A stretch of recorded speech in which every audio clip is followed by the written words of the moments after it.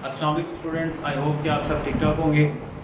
अच्छा बच्चों, आज हम लोग सेकेंड ईयर के चैप्टर 1 इलेक्ट्रोस्टैटिक्स का लेक्चर 8 जो है ना वो स्टार्ट करने जा रहे हैं, जो कि गॉसेस लॉ की सेकंड एप्लीकेशन के ऊपर। और एप्लीकेशन का नेम क्या है? इलेक्ट्रिक फील्ड इंटेंसिटी हम लोगों ने फाइंड आउट करनी है। किस वजह से फाइंड आउट करनी है? इनफाइनाइट हीट ऑफ चार्ज की वजह से। ठीक है, सो इसमें हम लोग, जैसे कि मैंने आप लोगों को फर्स्ट एप्लीकेशन में 4 स्टेप्स बताए थे, उन्हीं को हम लोग फॉलो करें। कौन कौन से थे वो 4 स्टेप्स?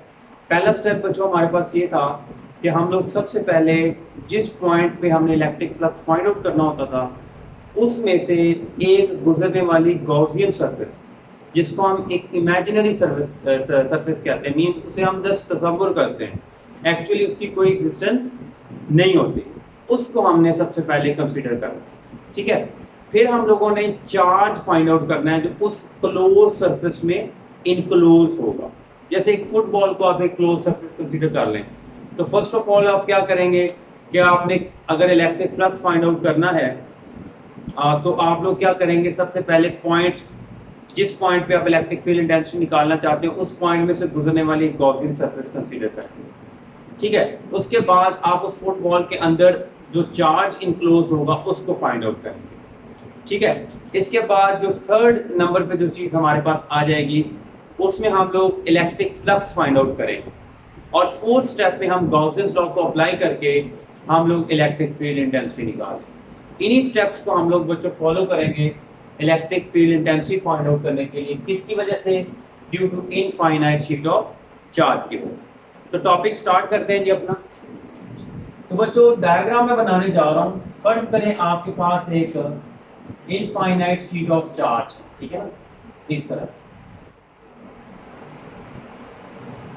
अब ये जो शीट ऑफ चार्ज है ये किसी भी चीज की बनी हो सकती है। It may be made up of glass, it may be made up of plastic और मेड अप ऑफ एनीथिंग। ठीक है, इस तरह से आपने एक इनफाइनाइट शीट ऑफ चार्ज ले ली। ठीक है, इसको ज़्यादा क्लियर कर दो। इस तरह से आपके पास है,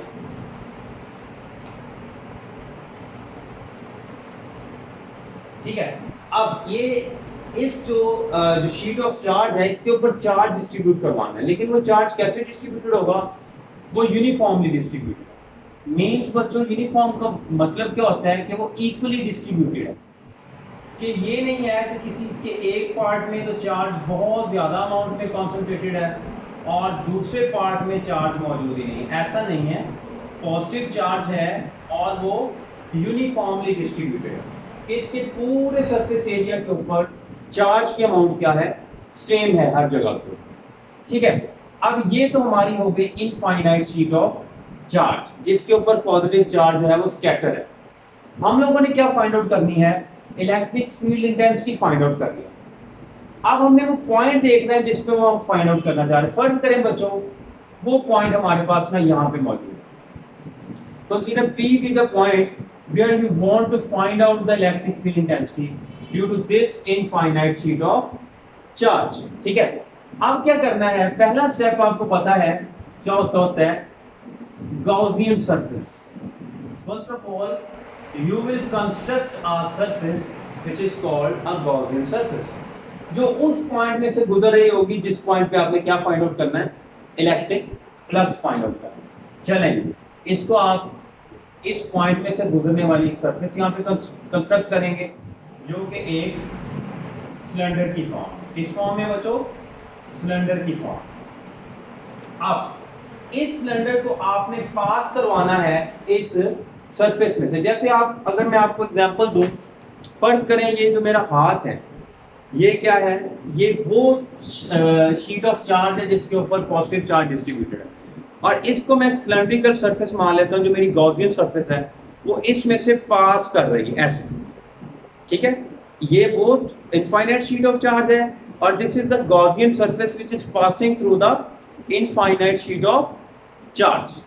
ठीक है जी, अब चूंकि ये पास कर रही है so I will make it in the dotted line.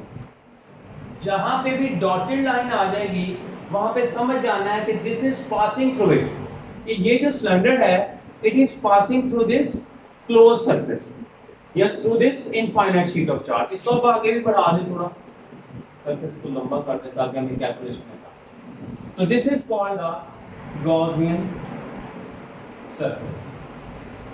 तो पहला स्टेप आप लोगों ने कंप्लीट कर लिया कि आपने गॉसियन सरफेस कंस्ट्रक्ट कर लिया जो उस पॉइंट में से गुजर रही है जिस पॉइंट पे आप इलेक्ट्रिक फ्लक्स फाइंड आउट करना चाहते हैं इस इनफाइनाइट शीट ऑफ चार्ज की वजह से, या electric field intensity find out करना चाहते हैं। तो इसमें हम लिख देंगे it is in the form of cylindrical shape. This Gaussian surface is in the cylindrical shape. दूसरे स्टेप पे क्या होता है जी, हम लोगों ने चार्ज इनक्लोज फाइंड करना होता है। क्या फाइंड आउट करना होता है? चार्ज इनक्लोज, कि भाई इस गॉसियन सरफेस के अंदर चार्ज कितना इनक्लोज है।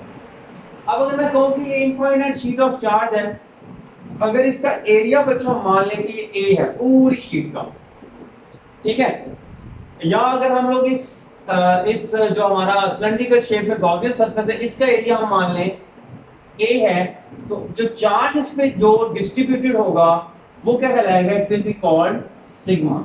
सिग्मा क्या होता है? It is surface charge density. क्या होती है बच्चों? Surface charge density. इसका मतलब क्या होता है?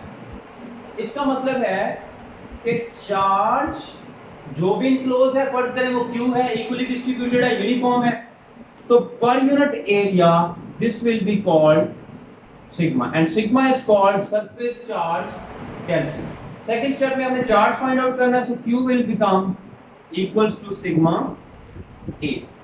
तो ये आपकी इक्वेशन नंबर बन जाएगी 1। इसमें आप लोगों ने जो है वो सरफेस चार्ज डेंसिटी निकालने को यूज करके आप लोगों ने बच्चों अपना चार्ज निकाल लिया। अब थर्ड स्टेप पे आ जाते हैं, इलेक्ट्रिक फ्लक्स आपने निकाला। क्या निकालना है बच्चों? Electric flux. अब गौर से समझनी चाहिए। फर्ज करें मैं इस कर्व सरफेस को कंसीडर कर लेता हूं, इस कर्व सरफेस को कंसीडर कर लेता हूं, इस कर्व सरफेस को नाम दे देता हूं स्मॉल ए का, और इस कर्व सरफेस को नाम दे देता हूं स्मॉल बी। ये ऐसे है बच्चों, जैसे ये पॉइंटर है, तो ये कर्व सरफेस और ये वाली कर्व सरफेस, और ये जो आपके पास स्मूथ सरफेस नजर आ रही है ये वाली, इसको आप नाम दे दें सी का। क्या नाम दे देंगे इसको? सी का। अब गौर कीजिएगा, पॉजिटिव चार्जेस की वजह से जो इलेक्ट्रिक फील्ड होता है, ये कॉन्सेप्ट आपने पढ़ा हुआ है कि वो आउटसाइड द चार्ज होता है। ये चीज आप सबको क्लियर है ऑलरेडी, यहां पढ़ रहे हैं। सो पॉजिटिवली चार्ज प्लेट है, इनफाइनाइट शीट ऑफ चार्ज है, तो इस तरफ electric flux, electric field intensity की डायरेक्शन होगी इधर आउट ऑफ द शीट, और इस तरफ से भी ये आउट ऑफ द शीट होगी। तो electric flux will be, sorry, electric field intensity will be directed outside. तो दोनों तरफ ये किस तरफ आ जाएगी बच्चों? आउटसाइड आ जाएगी। अब सब बच्चे जानते हैं कि जो एरिया होता है उस पे एरिया वेक्टर क्या होता है? परपेंडिकुलर होता है। तो एरिया वेक्टर किस डायरेक्शन में आ जाएगा? इस डायरेक्शन में आ जाएगा, इस तरफ भी, इस डायरेक्शन में। ठीक है बच्चों, अब ये चीजें मैं दोनों क्यों कर रहा हूं? क्योंकि मैंने इलेक्ट्रिक फ्लक्स फाइंड आउट करना है और वो दो चीजों का डॉट प्रोडक्ट है, इलेक्ट्रिक फ्लक्स का, सॉरी, इलेक्ट्रिक फील्ड इंटेंसिटी का और एरिया वेक्टर का। इसलिए मैंने दोनों चीजें जो है ना वो दोनों सरफेसेस पे कंसीडर कर ली हैं। अब थर्ड सरफेस के ऊपर अगर आप आए तो इस पे एरिया वेक्टर कैसे होगा? ऐसे होगा। ये ऐसे मैं समझा देता हूं। अगर आप इसको एक सिलेंडर आपने माना हुआ है, तो इससे ये जो आपके पास कर्व सरफेस बन रही है, इस पे इलेक्ट्रिक फील्ड इंटेंसिटी ऐसे थी, एरिया वेक्टर भी इस डायरेक्शन में था, इस डायरेक्शन में भी ऐसे ही है, एरिया वेक्टर भी इसी डायरेक्शन में है, इलेक्ट्रिक फील्ड इंटेंसिटी भी। यहां पे एरिया वेक्टर कैसे आएगा? इस तरह से, जो कि मैंने यहां पे बनाया, ऐसे कर, ये चीज आपको नजर आ रही है। ठीक है जी। अब इलेक्ट्रिक फील्ड इंटेंसिटी यहां पे भी डायरेक्टेड आउटवर्ड होगी इसी तरह से। अब आप एंगल्स चेक करें, अगर मैं इस फॉर्मूला को खोलूं तो phi E will become E A cos of theta. तो मेरा यहां लिंक किसके साथ है बच्चों? थीटा के साथ। यहां पे थीटा देखें तो क्या है? 0। क्यों? क्योंकि ई और ए आपस में क्या है? पैरेलल। ए सरफेस पे देखें तो थीटा फिर क्या है? 0 क्यों? क्योंकि ई और ए आपस में क्या है? पैरेलल। सी सरफेस पे देखें तो थीटा कितना है बच्चों यहाँ पे? 90। क्यों? क्योंकि ई इलेक्ट्रिक फील्ड इंटेंसिटी और एरिया वेक्टर आपस में क्या है? वो दोनों बच्चों क्या हैं? परपेंडिकुलर। ठीक है। अच्छा, अब हम लोगों ने क्या फाइंड आउट करना है? Total electric flux find out करना है जो इस गॉसियन सरफेस पे की वजह से हमें मिल रहा है। चलें उसे हम ऐसे लिख लेते हैं, φ1 प्लस φ2 प्लस φ3। फर्ज करें हम इसे φ1 मान लेते हैं, इसे φ2 मान लेते हैं और इसे φ3 मान लेते हैं। चलें, क्या आ जाएगा?